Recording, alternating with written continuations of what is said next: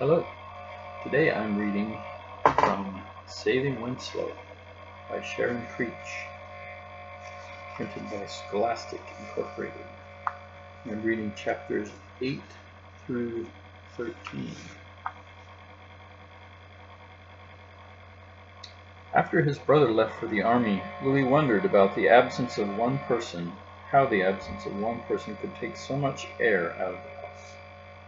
He kept bumping into empty pockets, spaces that Gus had previously inhabited, the couch with the cushions squished, the kitchen counter always dotted with his sandwich makings, bread and mayonnaise and mustard and bologna and peanut butter, the bed across from his, the porch, cluttered with Gus's smelly shoes and sweatshirts. All these places were now missing signs of Gus. He and his parents hovered over each letter and postcard from Gus. They were hungry for his voice and his news, but he rarely phoned and didn't write often, and his news was not elaborate. Life was okay or not too bad. Once he said it was great, but he didn't explain why it was great. The food was okay or not too bad. Though one time he and his buddies had pizza. It was great. Not the biggest vocabulary, Louis's father observed. At first, Gus had signed his letters simply Gus, and then it was Miss You, Gus. But lately, each letter closed with the same three words, Remember me, Gus.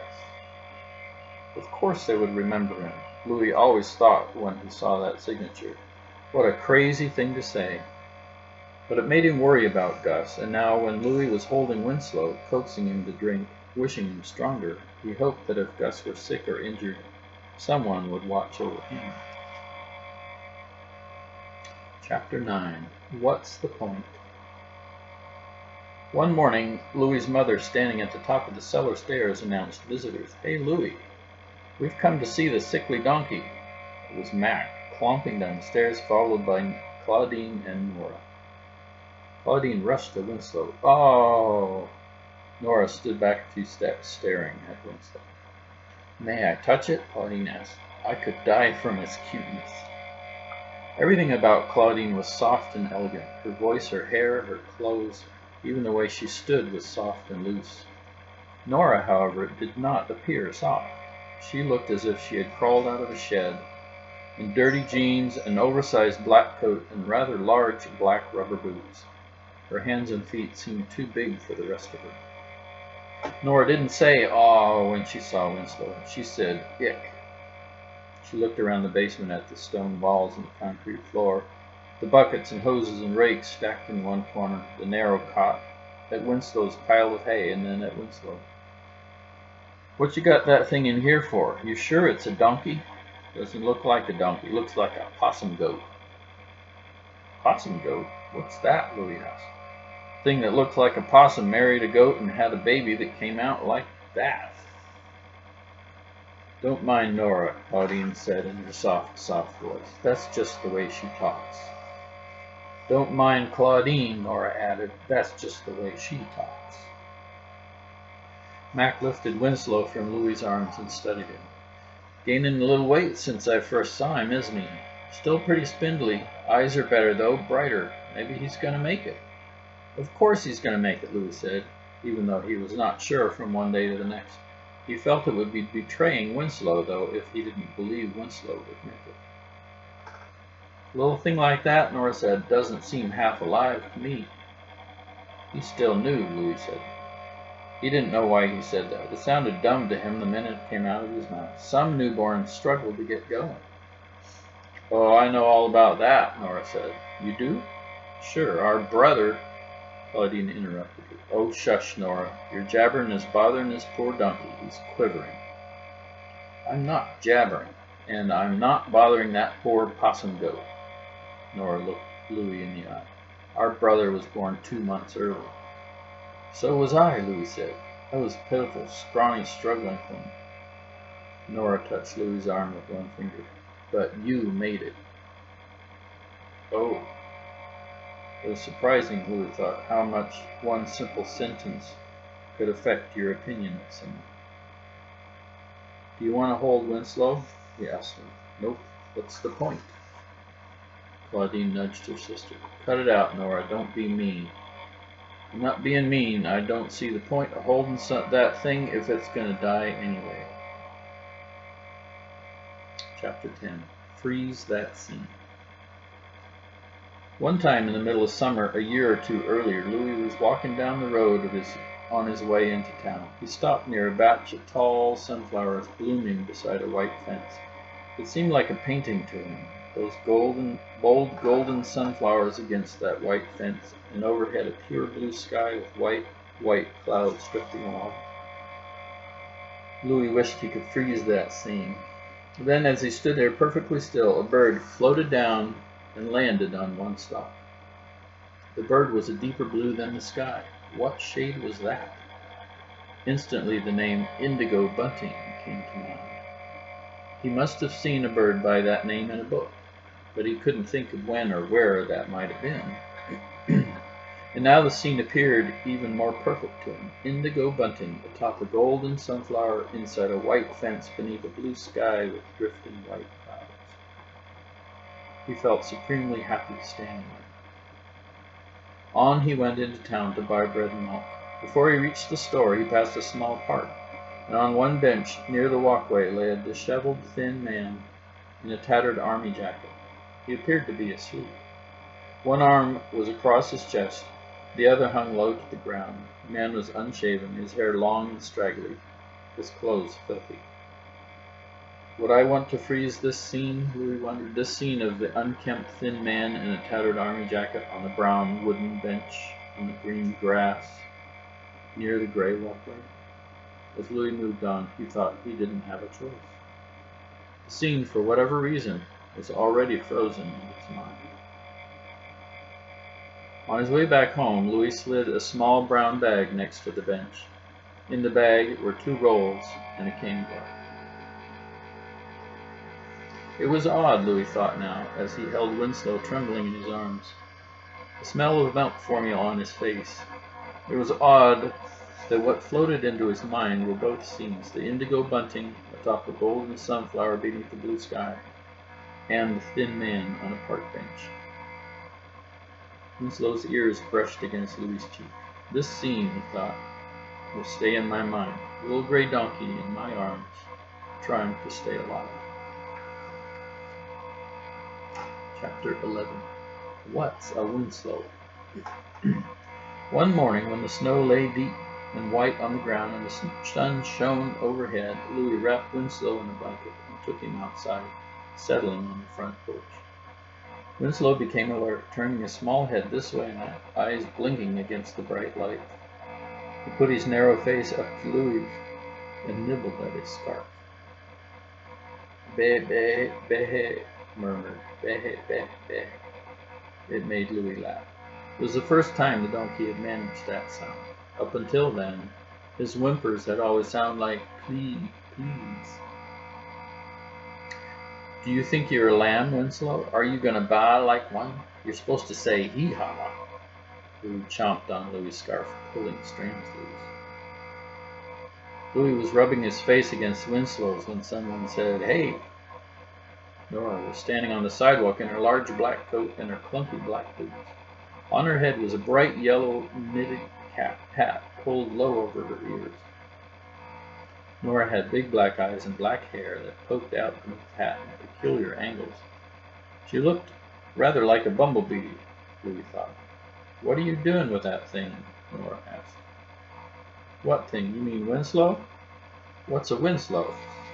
"That's his name, Winslow. He's a donkey, and his name is Winslow." "The one that's gonna die?" "He's not gonna die." "Don't be so sure." Nora took a couple steps toward the porch, tentative steps, as if she expected something to jump out at her or scold her and send her away. "Want to hold him?" "Nah. Why would I want to do that?" "Because he's really soft." "Nah." "Be, be, be." "Oh," Nora said, "it makes a noise." She had smiled automatically, but then caught herself and removed her smile. Winslow raised his nose in the air, smelling the air around his visitor. Within the blanket, his legs pedaled. "He's squiggling," Nora observed. I think he wants to get down on the ground, but I don't know. It might be too cold for him. Nora was now standing at the bottom of the porch steps. He could try it, maybe. You could set him down on this shoveled part and see what happens. Maybe, if you want, or not. Louis unwrapped the blanket and set spindly Winslow down. He wobbled, his long legs bending this way and that until he managed to stand upright. Winslow turned toward Nora and took 2 steps, stopped, tottered, and then stumbled the rest of the way. He leaned against her, nudging her boots, until Nora leaned down and patted Winslow's head. "I think he likes you," Louis said. No, she patted Winslow again. "You think? No, donkeys just do that, I bet. Stumble at anybody." "Maybe." "Well, I gotta go. Here, you better wrap him up again. You know what I bet?" "What?" "I bet you could let him run around inside the house. I mean, like upstairs instead of the basement, if you put diapers on him." Lou winced. "Diapers?" "Yeah, I heard about some lady who did that with a lamb, so it doesn't stink up your house and make a mess." "Diapers?" "Yeah, diapers. I gotta go." Lou watched her leave, in her big black coat and boots and that bright yellow hat. Chapter 12. Here Comes Trouble.